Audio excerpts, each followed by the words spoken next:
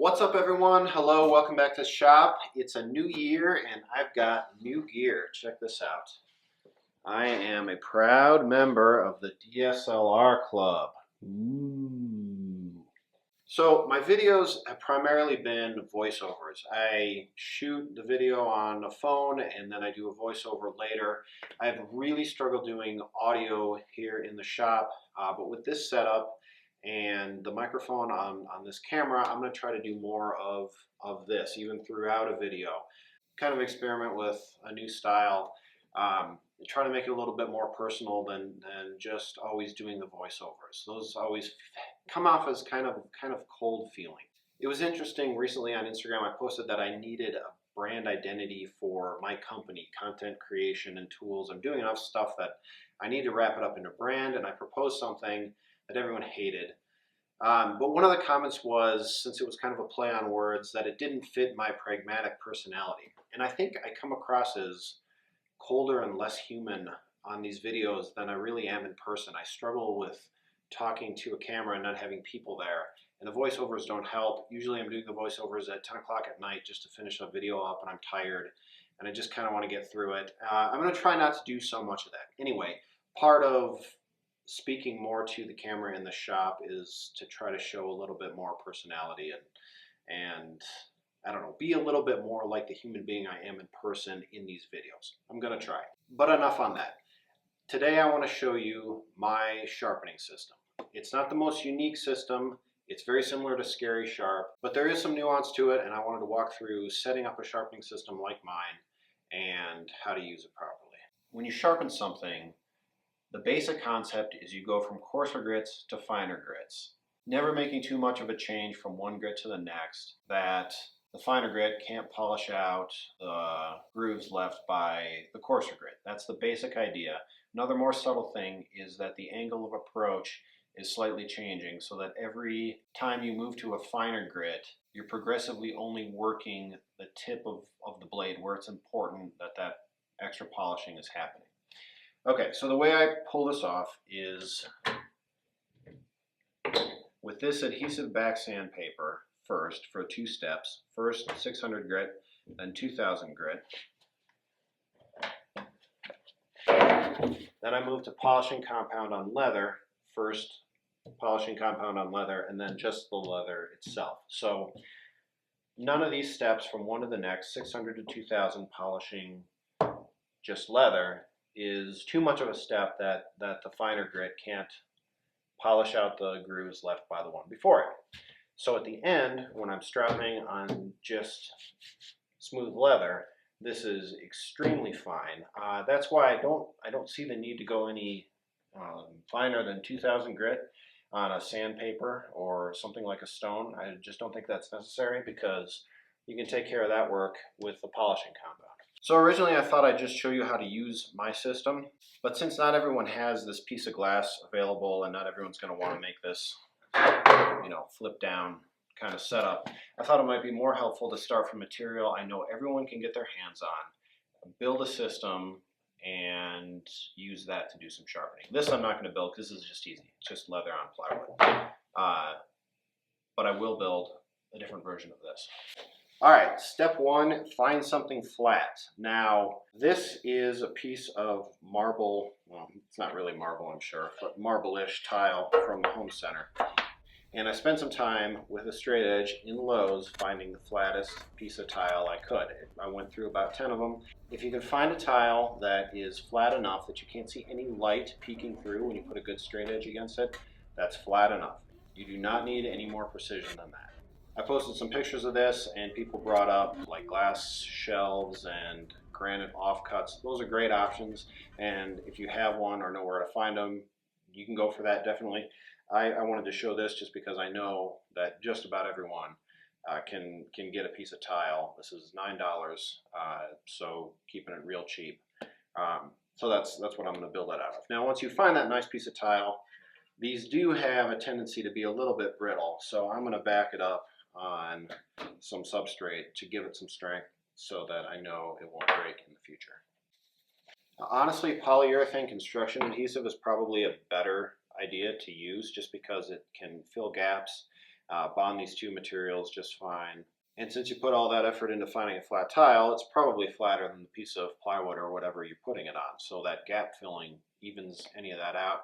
I'm going to use some thick CA glue, which is handy to have around because I'm in a hurry. I just want to get this video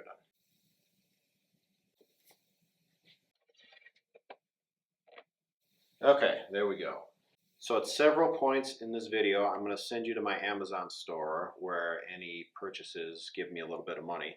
The first one I'm going to send you there for is the 3 different thicknesses of CA glue. I found it handy to have all 3 of these around for different reasons. Sometimes I want the thick stuff like this project where I can use it instead of construction adhesive because it does some gap filling because it's thicker. And sometimes it's helpful to have the really runny stuff to, say, run into a crack. Like sometimes if a piece of wood splits and I need glue to get really deep down into that crack so I can clamp it and fix the problem, then it's handy to have this stuff. So I'd recommend having all 3 of these sitting around in your shop, and you can find that in my Amazon store link in the thing. This is not an affiliate link because they're not on Amazon and don't have an affiliate program, I don't believe. And not a brand deal in any way, but I am recommending the Klingspor adhesive back sandpaper. So this is really nice to put together a system like this, to just have a piece of sandpaper stuck permanently. It's nice to have the adhesive back stuff because then you know that that adhesive is spread very evenly. It would be probably a challenging thing to duplicate getting that glue spread really uniformly like it comes in these rolls. So these are great. That's a non-affiliate link in the description. Check that out. I'm using 600 for the coarse grit and 2000 for the finer grit on the sandpaper. Alright, so peel off the adhesive back. Line it up.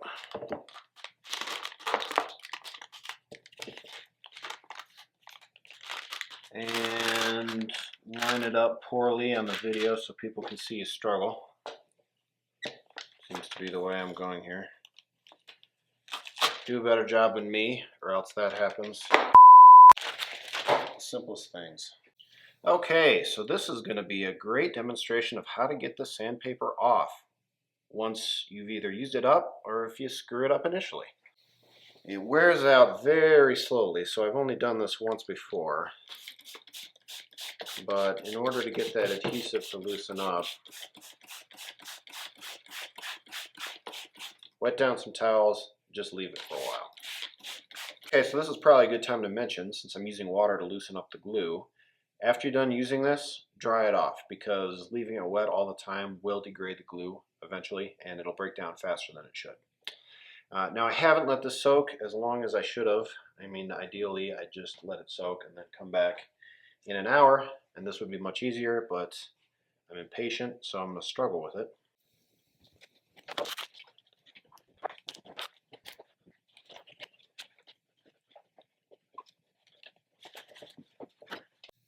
Okay, let's try that again, this time without all the stupid. See, I told that joke. I've always stolen my furniture design ideas from KRT Wood, but in 2019 I've resolved to steal his jokes too. So through my vast experience, I've found it best just to tack down the corner. Get everything lined up on the length of the piece. Now we can start peeling back. Careful. Okay. Line down the length.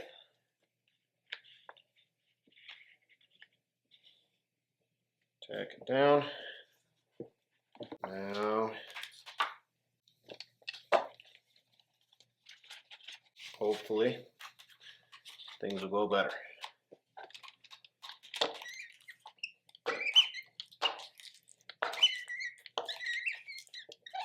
So I'm pulling out the paper and rolling out the bubbles so we don't end up with any gaps.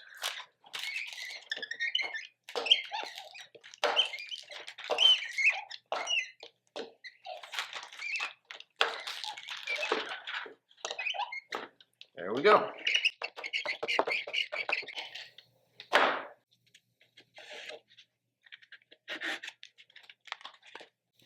and repeat for 600 grit.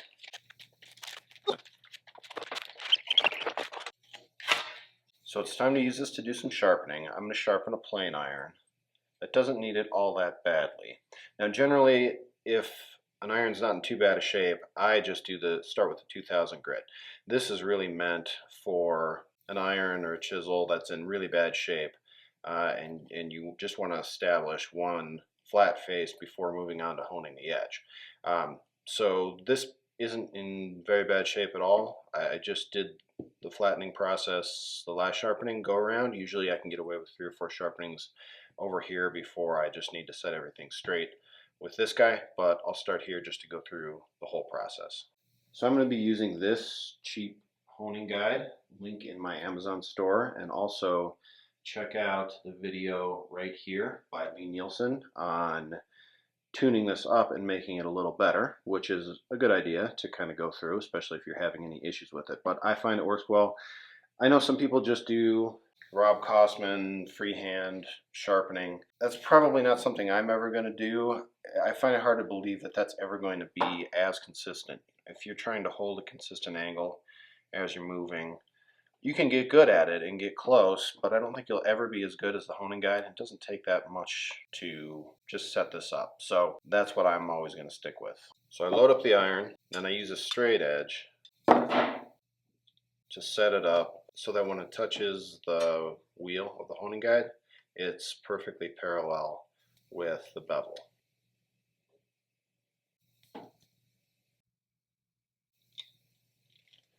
I tighten it down, wet the sandpaper, and establish a flat face with the 600 grit.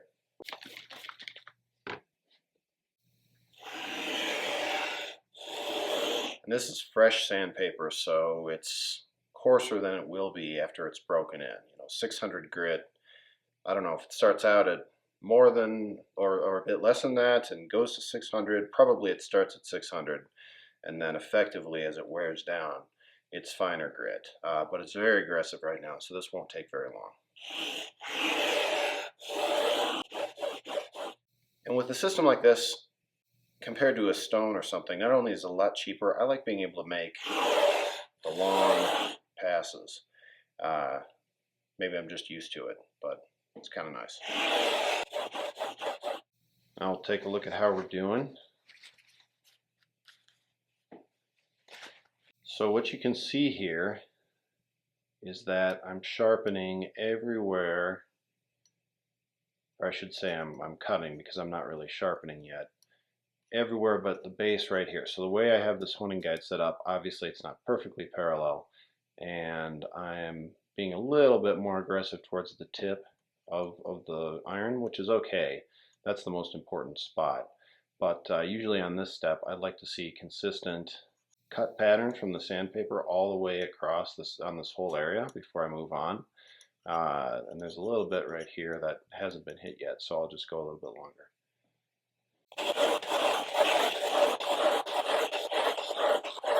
Alright, let's check again.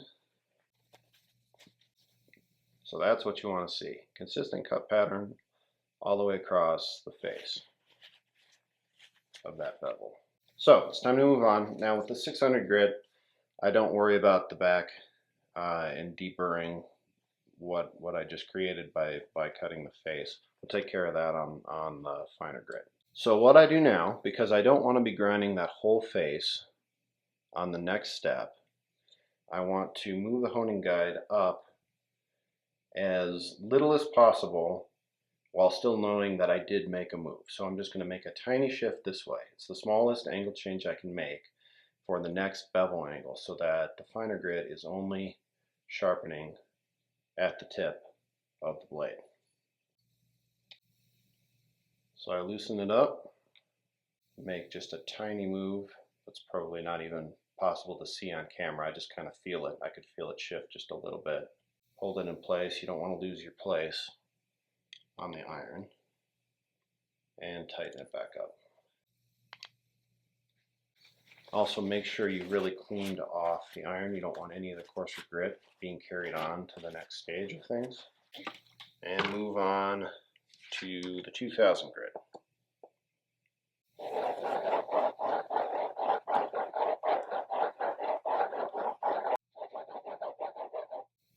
See how we're looking? So I definitely went longer than I needed to. And I'm used to my kind of old worn out 2000 grit, which is probably more like a, who knows, much finer grit equivalent. Because see, I sharpened all the way from the tip almost. You can see right here at the base, just a little tiny bit of that 600 grit cut pattern. You see it as it catches the light, but everything up here was polished to that new 2000 grit because it's much more aggressive than what I'm used to. But that's not a problem, just went a little longer than I had to. But this bevel is definitely finished over here. So now it's time to deburr that back. Okay, for the next stage, I'm going to use this. I bought this as an angle finder, but it's a very smooth, thin piece of aluminum. And it's really good for raising the back of an iron. Come on, focus. I'm used to this camera. And I've just kind of, this side is a center finder that I find useful. This is like they had an extra edge they didn't know what to do with, so they just put a ruler on it. So it's not very useful. I have lots of rulers, so I've just kind of sacrificed this to be my little stand for the back of an iron. So, and you can see it's kind of getting polished, but it's really smooth, really thin. It's perfect for this job. So that's what I use. There's lots of things that would work though. So I set that on this side and just rest bottom of, or I guess the top of the iron on this guy, so that when I sharpen, put some pressure on the top, I'm only sharpening just the very tip of the iron where it's important to sharpen. Same as the last step. So this is going to remove the burr that I created in the last two steps. I'll learn my lesson and not go very long. And this is what you should see on the back of the iron. So you can see it's just polished at the tip consistently all the way to the very edge. Now if your edge is a little rounded, you'll be able to see that because of the way the light plays. You're using reflections a lot to see how it's going. You want it just to look like a flat mirror image on that last 1/8 of an inch that got sharpened. And that looks pretty good. I don't see any of the reflection kind of falling off at the tip. Okay, so here's a good example of a plane that definitely needs some work. See how after the bulk of the reflection over here kind of lingers right at the tip? That happens because there's a radius there. It's not a sharp point. And that's not happening on the plane that I just honed. You don't get that light hanging on the tip. It's a subtle thing. This is not easy to show on camera. But that reflection can be very useful. You see it right there. You don't want to see that light hanging around right at the tip while you move the plane. That means you don't have a flat face established right on that last 1/8 inch of the plane. We're done with this, and it's time to use this guy. Now, as I mentioned, this is a piece of leather. Half of it is coated with this green polishing compound. The link for that is in my Amazon description, affiliate link. Just put on a little bit more. And all this is a piece of leather on plywood, and I put a little stop on it. You know what, I am going to put it in the vise. Okay, just a little bit more secure that way. And for this, I don't use the honing guide. I don't find that it's very necessary. I just find that bevel angle, go just a little bit more, which is going to be more of an extra bevel on than the last step. So this is kind of like a third angle of approach just to really get at that tip. Now I found it's really surprisingly easy to go overboard, especially if I push down fairly hard and make 4 passes. Because this leather has some compressibility to it, it will very aggressively round over that tip, and you end up with not a very sharp blade. So light pressure, 1 pass is all you need. Find the bevel, Go a little bit more, light pressure, pull through that polishing compound one time. That's enough. Doesn't seem like much, but because that leather compresses, you're only putting pressure right on the very tip. There's not much material that you need to remove, and that gets it done.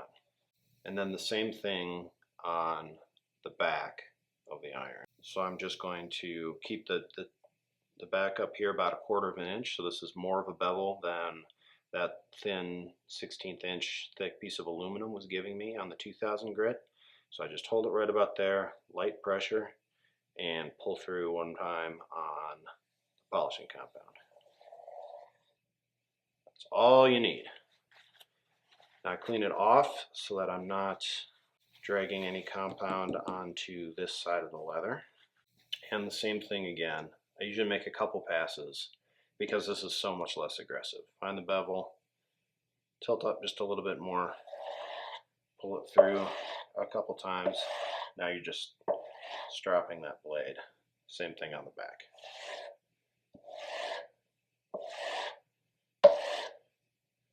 And that should be one sharp blade. So to test if the sharpening did what it's supposed to do, I don't like shaving my arms, so I try to push cut paper. Now even a relatively dull blade, like this one that I showed you earlier, will cut paper if you cut very close to where you're gripping it and you pull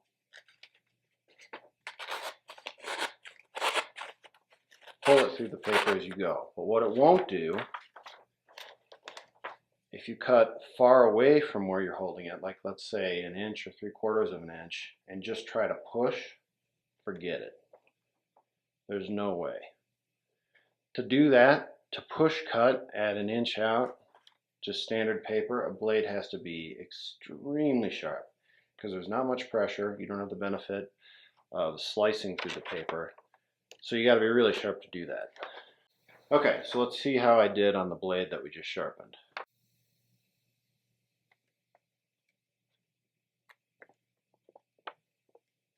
There it goes. Push cut paper at 1 inch out. Missed that time.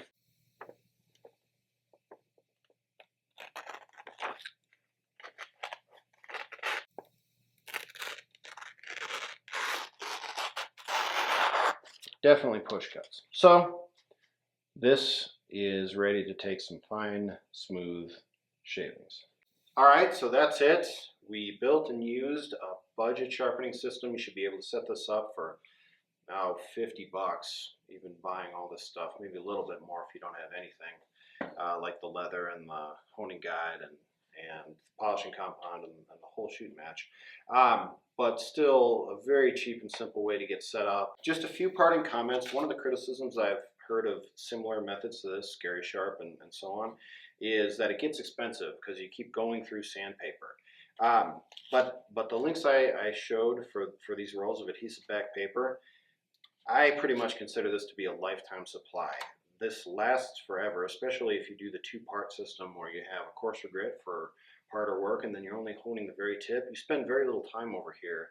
And as it wears out, it actually performs better because you want this to be 2000 grits, probably pushing it a little bit as it wears down and becomes functionally 3000, 4000, and so on. You're actually getting better performance out of it. It doesn't need to do that much metal removal. I wouldn't expect to change this out more than once a decade. Unless you're really, I mean, if you're sharpening hours and hours every day, then maybe you'll end up buying a few rolls of this, but you'd be wearing out stones in that case too. And I don't think for most of us that's the case. We're hobbyists that are sharpening much less frequently. So I think this is a great way to go. I did not come up with this system. Everything I showed you, I actually learned in the only woodworking class I've ever taken on sharpening irons and chisels, given by Mike Simpson, who really knows what he's doing. That's all I got for now. Just to wrap things up, I know this is a little different than a lot of my other videos where I cram a complex build into 5 minutes, or I show you a new tool that took a whole long time to develop. Those videos are great. I'm going to do more of them. I have lots of work like that, either in progress or in my mind, so that's not going to stop. But I'd like to do more videos like this, where I dive into a particular technique that I have in the shop and explain how to build and or use it. So if you have some suggestions along those lines, things that you've seen in my shop that you'd like a little bit more depth on, that'd be very helpful if you could leave a comment.